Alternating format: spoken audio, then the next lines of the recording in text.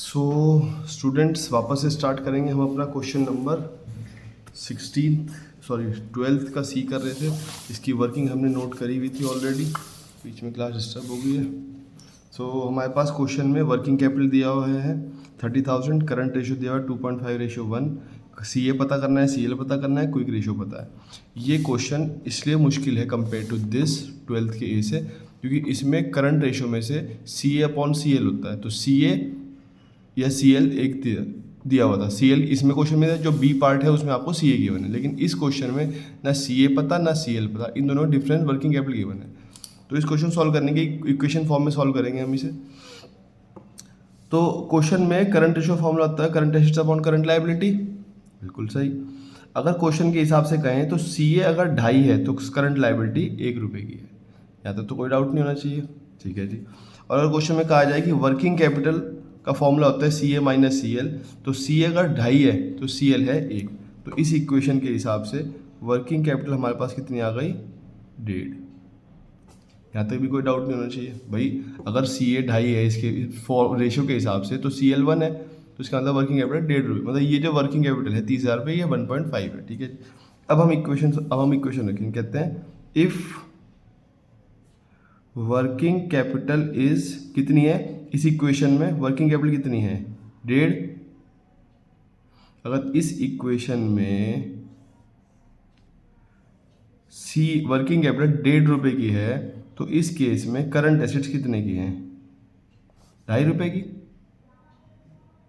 भाई ये 2.5 होगा, ये 1.5 होगा, तभी तो ये 1 होगा, या ये 1 होगा, ये 2.5 होगा, तो ये तो 1.5 होगा। इनकी बात चल रही है, ठीक है जी। अगर मैं कहता हूँ इफ़ वर्किंग कैपिटल इज़ 1, अगर वर्किंग कैपिटल 1 रुपये की है, तो उस केस में हमारे पास जो सी ए है वो सी ए है 2.5 डिवाइड बाय 1.5। इसे इसके नीचे ले जाओ, ठीक है जी, यहाँ तक भी कोई डाउट नहीं होगा। बस अब एक्चुअल में वर्किंग कैपिटल पता कर लो कितने की है। If working capital is actual में कितनी है, 30,000, तो उस केस में सी ए कितना होगा, सी ए होगा 2.5 अपॉन 1.5 इंटू 30,000, मल्टीप्लाई कर लो, आंसर आ जाएगा। करते हैं 30,000 divide by 1.5 divide by 1.5 into 2.5, 50,000। इस कंडीशन में सी ए हमारे पास 50,000 रुपये। अब इस पूरे क्वेश्चन में बस यही एक पॉइंट था, ये जो मैंने आपको समझाया ये वाला। अगर ये बात समझ में आ जाएगी तो बाकी पूरा क्वेश्चन सॉल्व है, अगर ये समझ में नहीं आएगी तो बार बार प्रॉब्लम आएगी, ठीक है जी। दोबारा समझने की कोशिश करते हैं एक बार। इस क्वेश्चन में करंट रेशो गिवन था 2.5:1, लेकिन ना सी ए थी ना सी एल था, लेकिन इनका डिफरेंस बताया था कि सी ए अगर 2.5 होगा तो सी एल 1 होगा, तो इन दोनों डिफरेंस में वर्किंग कैपिटल 1.5 की होगी। भाई वो फॉर्मूला वर्किंग कैपिटल यही तो है, सी ए में से सी एल घटा लो, ये 2.5 होगा, ये 1 होगा, तो 1.5 होगा, ठीक है जी। अब हम इस इक्वेशन में पुट करते हैं, कह रहे हैं अगर मैं इस इक्वेशन में बात करूँ वर्किंग कैपिटल 1.5 रुपये की है, तो उस केस में सी ए 2.5 रुपये का है, ये 1.5 होगा, ये 1.5 है, ये 1.5 है, ये 2.5 है, ये 1 है, ये 1.5 है, ये 2.5 1 है, 2.5 में से 1 गया, 1.5 आ गया। अगर ये 1.5 है वर्किंग है तो सी ए उस टाइम पे 2.5 है, ये तो बात समझ में आती है, लिखा हुआ है। मैं कहता हूँ अगर वर्किंग कैपिटल 1 रुपये की है उस केस में सी ए कितना होगा, तो 2.5 अपॉन 1.5, इसे इसके नीचे ले जाना, चाहे तो रट लेना। और बस एक्चुअल में वर्किंग कैपिटल आपको गिवन है 30,000 रुपये। अगर एक्चुअल में 30,000 रुपये है तो सी ए कितना होगा, 2.5 अपॉन 1.5 इंटू 30,000, वर्किंग कैपिटल आ गई, सी आ गया 50,000 रुपये। बस अब तो क्वेश्चन सिंपल है। वर्किंग कैपिटल का फॉर्मूला होता है C A minus C L. Working capital अगर 30,000 रुपये की है, करंट एसेट्स अगर आपके पास 50,000 रुपये के हैं जो मैंने अभी निकाल ले, तो सी एल कितना होगा, सी एल आ जाएगा उस केस में 20,000 रुपये, ठीक है जी। क्वेश्चन में करंट एसेट बताएगी, करंट लायबिलिटी बताएगी, और क्या निकालना था, क्विक रेशियो निकालना था। क्विक रेशियो का फॉर्मूला क्या होता है, क्विक रेशियो का फॉर्मूला होता है current quick asset, quick ratio का फॉर्मूला होता है quick assets upon current liability. अब क्विक एसेट कैसे आएगी, तो जी क्विक एसेट का फॉर्मूला क्या बताया मैंने, सी ए में से आप 3 चीज़ें घटा लो, इन्वेंट्री, प्रीपेड और एडवांस टैक्स, ठीक है जी। सी ए कितना है हमारे पास 50,000 का। इन्वेंट्री क्वेश्चन में गिवन नहीं है, नहीं सॉरी, इन्वेंट्री क्वेश्चन में गिवन है 26,000 की। प्रीपेड और एडवांस टैक्स गिवन नहीं है, 0 मान लेते हैं। तो कितना आ जाएगा क्विक एसिड? 24,000। ठीक है जी।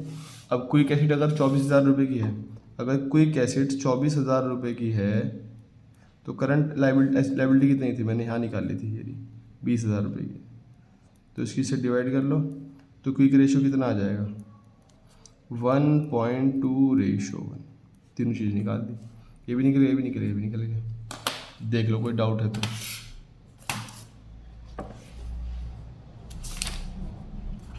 नो डाउट, होना भी नहीं चाहिए।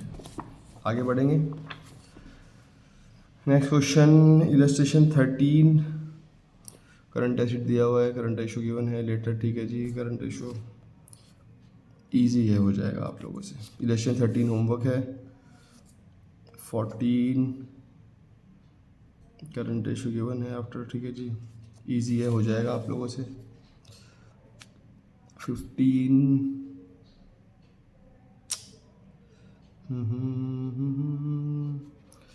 करंट रेशो और क्विक रेशो, ये करते हैं, ये अच्छा क्वेश्चन है। 15 लो जी, ये भी इक्वेशन बना के ही सॉल्व होगा।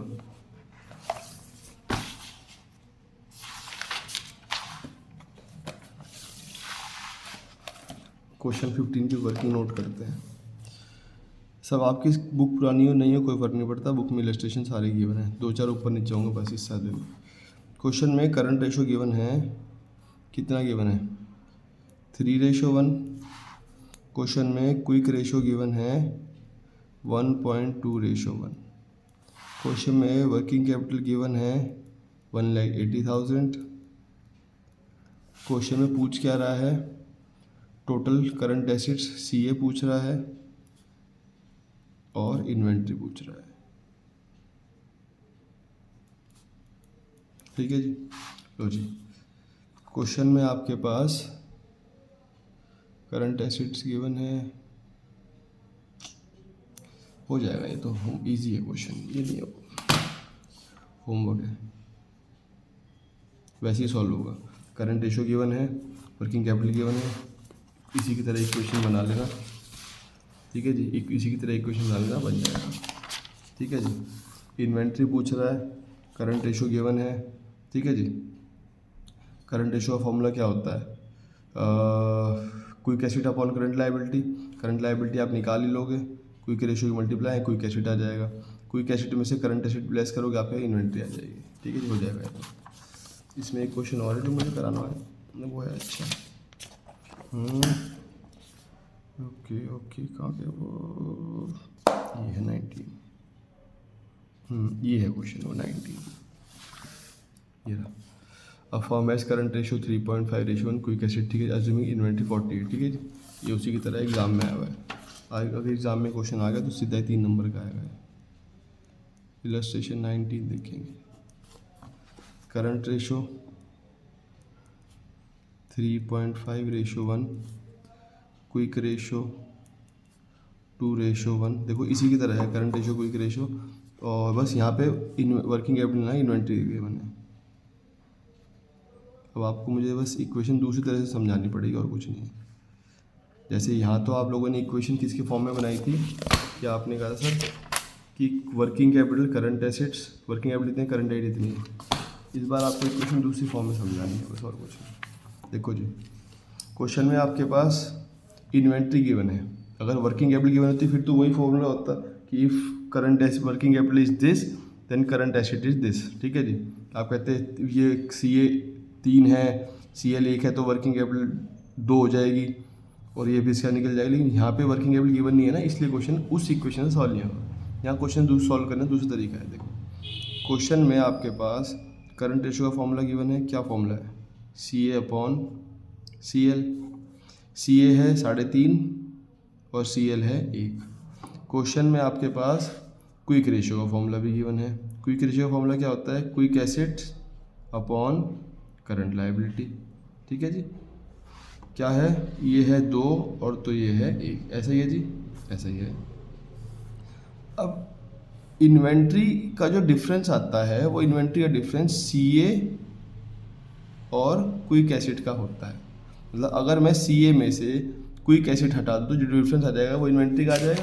जैसे यही है, अगर मैं CA में से इन्वेंट्री हटा दूँ तो क्विक एसिड आ जाएगी, और अगर बच्चे मैं इन्वेंट्री को इसमें वापस जोड़ दूँ तो CA आ जाएगा। ठीक है जी, तो वापस इसी को समझते हैं। तो मैं ये कहता हूँ कि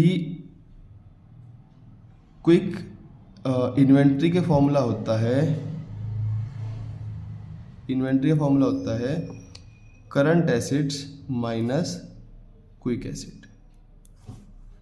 यहाँ तो कोई डाउट नहीं है, क्योंकि क्वेश्चन में इन्वेंट्री गिवन है ना, तो इन्वेंट्री की फॉर्म में इक्वेशन बनानी पड़ेगी। ठीक है जी। अब अगर CA 3.5 का है और क्विक एसिड 2 की है, तो उस केस में इन्वेंट्री कितने की होगी? 1.5 रुपये की। बस अगर ये आपको बात समझ में आ जाती है तो क्वेश्चन सॉल्व हो जाएगा। देखो, क्योंकि जैसे इस वाले क्वेश्चन में हमारे पास वर्किंग कैपिटल गिवन थी, हमारे पास CA वर्किंग कैपिटल डिफरेंस आता है CA/CL, तो CA में CL घटाया इसलिए वर्किंग कैपिटल जान ली, क्योंकि फिगर ही यही गिवन है। इस बार क्वेश्चन में इन्वेंट्री गिवन है तो इन्वेंट्री की फॉर्म में इक्वेशन बनाई, CA में से क्विक एसिड घटेगा तो इन्वेंट्री रहेगी। बस अब तो कुछ नहीं है। अगर ये बात समझ में आएगी फिर तो क्वेश्चन नॉर्मल है। कैसे करेंगे? ऐसे करेंगे। देखो जी, क्या करेंगे? इफ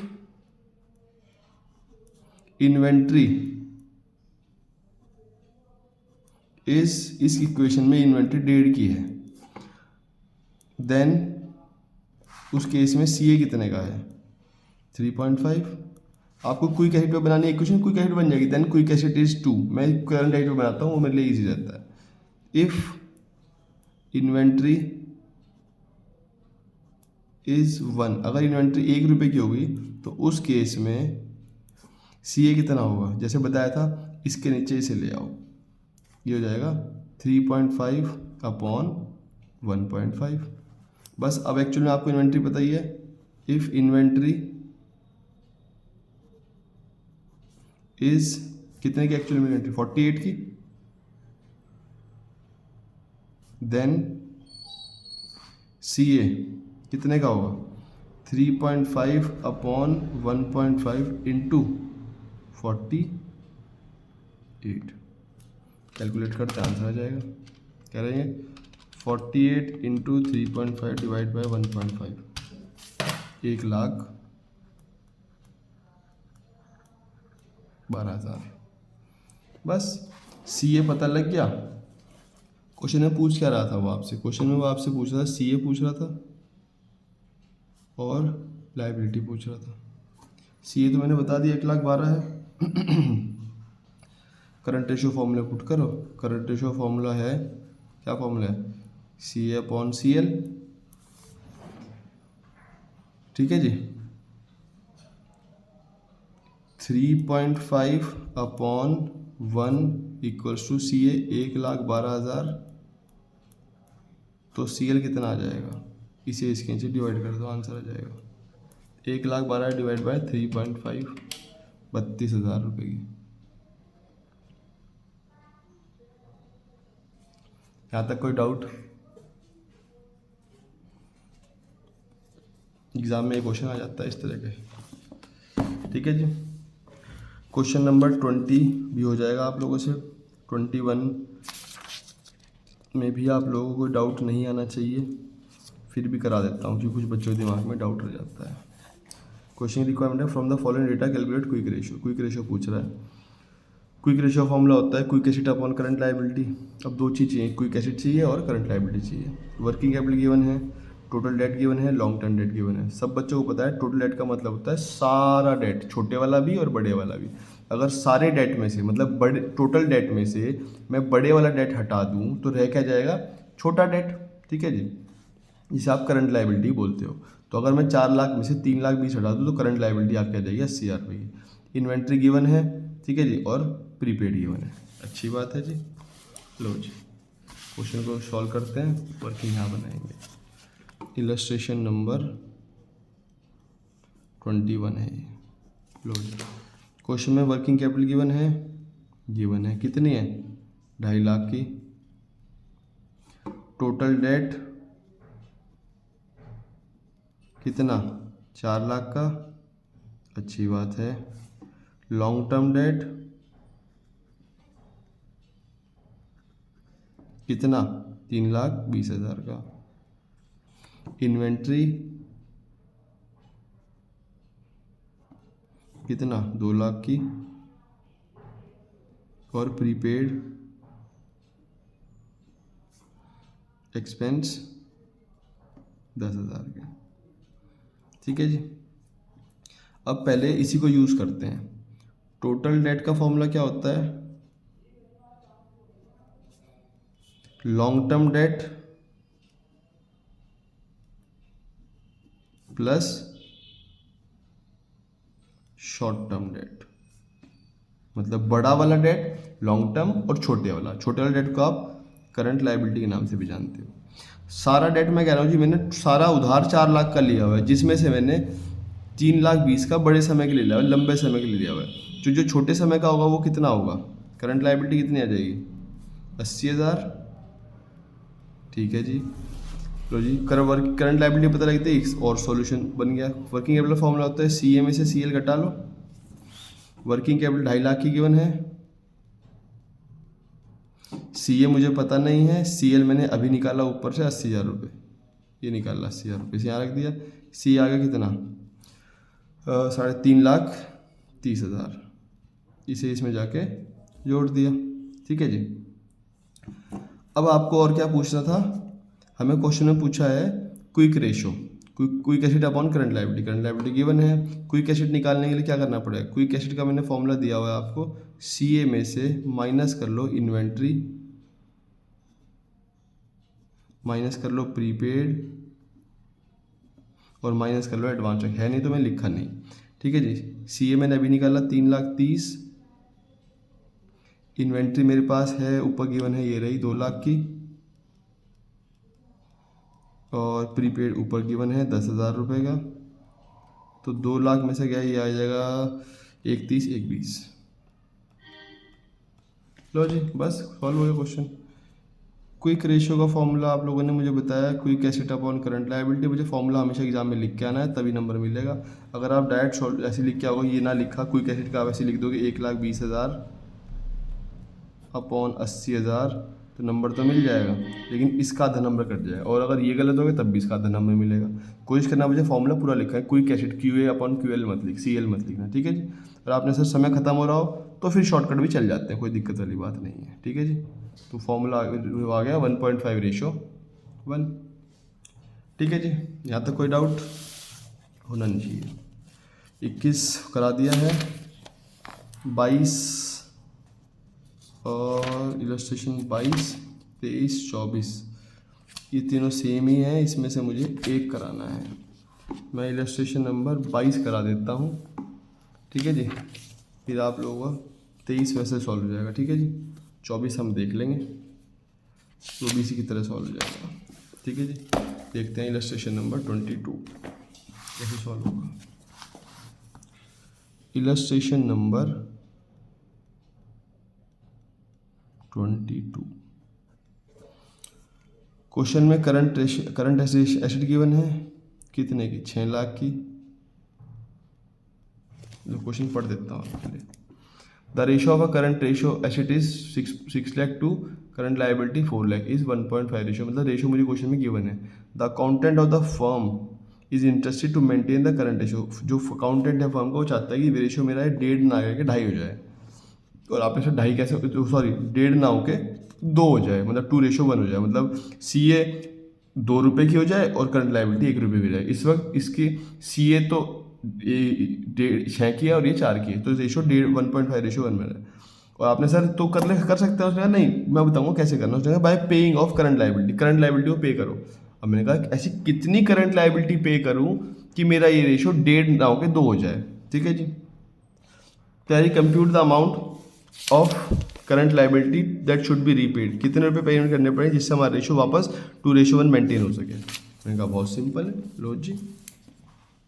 करंट एसेट कितनी की बने इस बार, 6 लाख।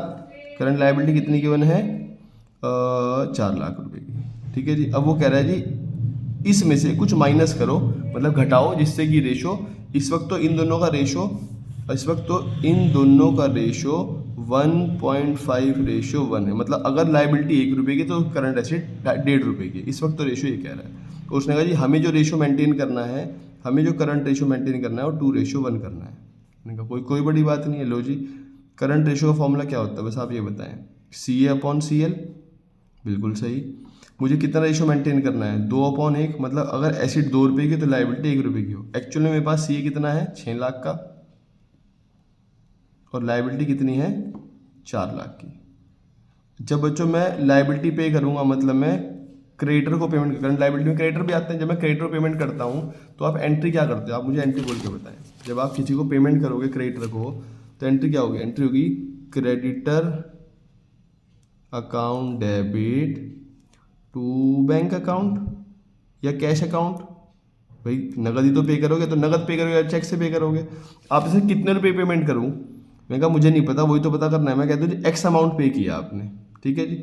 अब क्रेडिटर सब बच्चों को पता है, क्रेडिटर करंट लायबिलिटी होता है, और बैंक या कैश क्या होता है, करंट एसेट्स, ठीक है जी। तो वो कह रहे जी इसमें से कुछ अमाउंट घटाओ 4 लाख में से, जिससे आपकी पेमेंट हो जाए और ये रेशियो 1.5 ना रह के 2 हो जाए। मैं कहा जी मुझे तो पता नहीं, मैंने एक्स मान लिया, वो अमाउंट एक्स है। अगर जब मैं लाइबिलिटी घटाऊंगा तो यहाँ से भी घटेगा, और जब यहाँ से घटेगा तो पैसा जाएगा तो एसेट भी घटेंगी। यहाँ तक समझ में आती है बात। भाई जब आप क्रेडिटर को पेमेंट करते हो तो एंट्री होती है creditor to bank, creditor current liability, liability घट जाएगी, पैसा बाहर जाएगा, पैसा भी कम हो जाएगा, एसेट भी कम हो जाएंगे। बस अब ये सॉल्व कर लो। बस ये क्या आ जाएगा, 8 लाख माइनस 2x, इसकी इससे मल्टीप्लाई कर लो, इसकी इससे कर दो, क्रॉस मल्टीप्लिकेशन कर दो, ठीक है जी। आ जाएगा 6 लाख माइनस x, ठीक है जी। ये इधर चला जाएगा, वो उधर चला जाएगा, और x आ जाएगा 2 लाख रुपये, ठीक है जी।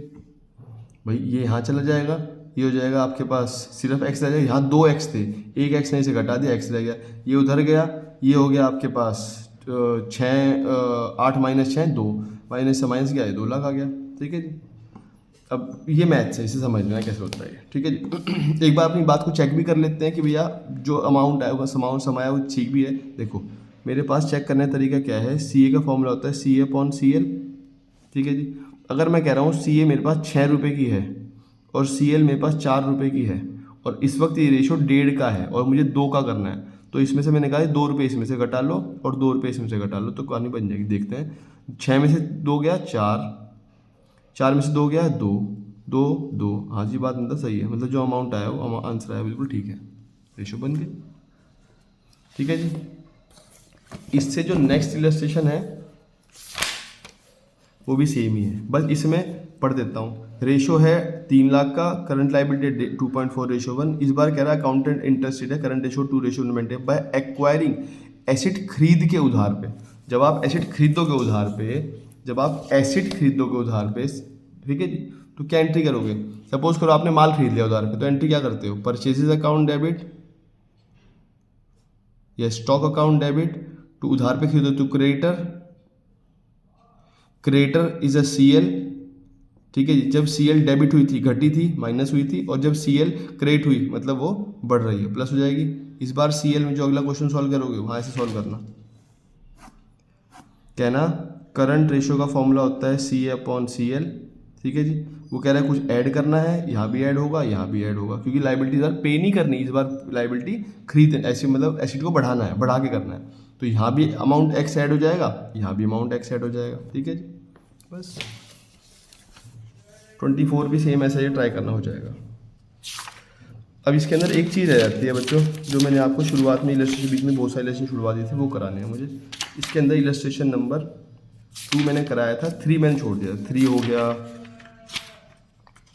4 हो गया, 5 हो गया, 6 हो गया, 7 हो गया, ठीक है जी। ये इलस्ट्रेशन बच्चे वही बच्चा कर पाएगा जिसे जनरल एंट्री बहुत अच्छे से आती हो, ठीक है जी। अगर आपको जनरल एंट्री नहीं आती तो ये